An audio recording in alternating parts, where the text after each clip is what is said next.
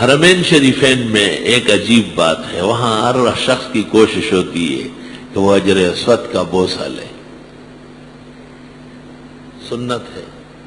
طواف میں بھی اور ویسے بھی، لیکن در رہ منزل لیلا کے خط رہاست بجان، اور شرط اول قدمہ است کے مجنوں باشی، آسان کام تو نہیں۔ تو دیکھو دو روایتیں اس میں آ گئی، ایک روایت تو یہ ہے، بلکہ یہ درایت بھی ہے کہ جو حجر اسود کا بوسہ نہ لے سکے اور چلا جائے، اللہ اس کو دوبارہ ضرور جلدی آنا نصیب کرتا ہے،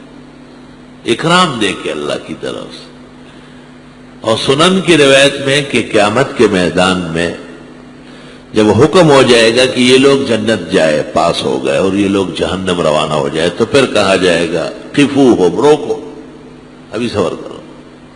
حجر اسود کو لایا جائے گا، ریشمین طباقوں میں ملائک لے کے آئیں گے، میدان میں رکھیں گے، اور پھر فلان ابن فلان، فلان قبیلہ، فلان زمانے کا وہ آ جائے، وہ آ جائے، بھئی یہ چوم لو، کیوں ان کو موقع نہیں ملا دنیا میں چومنے کا، بوسہ لینے کا۔ اللہ تعالیٰ کسی کے جائز خواہش اور دینی آرزو اس کی ناقدری نہیں کرتا، کیونکہ اللہ کی صفت شکور ہے،